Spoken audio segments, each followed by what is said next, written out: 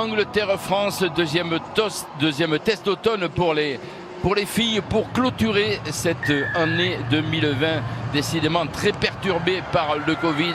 Et c'est donc les Françaises avec Caroline Drouin qui ont donné le coup d'envoi. Automne, native du Morbihan, pied droit pratiquement de face pour Caroline Drouin. Et cette fois ça passe, le score est ouvert ici à Twickenham. La deuxième mi-temps sur des ballons rendus au pied aux Anglaises et ça avait fait mouche.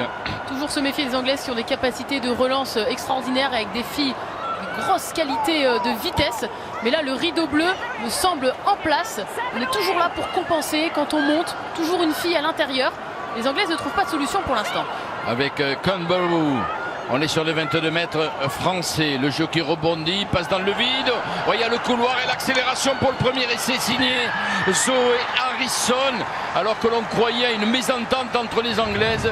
Et c'est elle là qui vient servir encore Safi Ndiaye. Peut-être la puissance de la Montpelliéraine pour aller conclure cette action. Le soutien est là. Céline Ferrer qui demande à ses partenaires de se positionner. Socha est servi. Bonne défense des Anglaises, mais c'est encore un nouveau temps fort.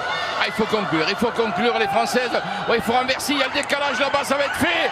Et l'essai de la capitaine, non, de Emeline Gros, pardon, la numéro 8. Nouvelle séquence, et cette fois, ça va au bout, ça va en dame, mesdemoiselles. L'essai d'Emeline Gros. Et les Françaises là, qui viennent toutes se congratuler, quelle belle action. Et c'est venu d'une erreur anglaise. On n'a pas l'habitude de les voir comme ça. Judicieusement ce ballon rendu aux Anglaises, joue au pied également maintenant de McLean, mais le ballon à nouveau dans les mains des tricolores avec la relance de Isard. Ça va mieux, hein, ça va mieux, on préfère les voir dans cette situation. Et l'accélération de Banet, oh il y a un essai au bout, Cyrielle Banet, magnifique sur ce contre-assassin, l'essai de Cyrielle Banet, c'est de 80 mètres applaudi par Annick Hérault. Il y a des larmes dans les yeux d'Annick Hérault, mais qu'il est beau cet essai de Cyrielle Banet. Il est beau, il est magnifique et vous savez de quoi il vient cet essai? Il vient de l'audace des Françaises. Regardez ici Shannon Isard qui ne décide pas de dégager le ballon au pied, donc qui vient, qui cherche un espace et hop, la petite croisée dans le dos de Millars. C'est très très bien joué et après tout le talent de Cyrielle Banet, le ballon du bon côté, on regarde à droite, à gauche, le petit crochet et puis on va tranquillement aplatir cet essai. Mais tout ça est parti, vous savez Jean, d'un très bon coup de pied récupéré et de cette croisée entre... De manière à piéger l'alignement français, hein, le contest peut-être de Ferrer, mais c'est encore capté par les Anglaises et notamment par Millar Mills. Oh, ça avance, ça progresse, ça va aller dans le but, et c'est effectivement... Et c'est magnifiquement géré par l'équipe d'Angleterre après le lancer de Davis. Eh bien c'est la talonneuse anglaise qui vient conclure ce bel effort collectif. Les Françaises, elles ne veulent rien lâcher. Pauline Bourdon aura servi Ulu Tulé. Qui est très très bien arrivé ici. Hein. Jadulu Tulé dans l'avancée, dans l'espace. Et nouvel avantage en cours pour les Françaises, c'est bon ça. Shannon Isard au cœur du jeu qui a trouvé au relais Gaëlle Hermé. Un avantage en cours, elles peuvent tenter quelque chose les Françaises avec ce ballon pour Clara Joyeux soutenue par Pignot et par Maëlys Traoré, elles viennent de rentrer en jeu. Et ça avance côté français, il y a du soutien de toutes parts du coup. Oh, un petit essai, ce serait le bienvenu, le doublé de Banet, magnifique équipe de France, regardez la joie d'Annick Hérault et des Françaises, magnifique réaction là des Françaises qui ont subi mais qui n'ont pas coulé face au terrible changement anglais. Troisième essai dans ce match signé Cyrielle Banet pour son doublé. Et rideau, Shannon Isard. Attention, ici, ouais, lancé de Cocaine, ballon capté par les Anglaises.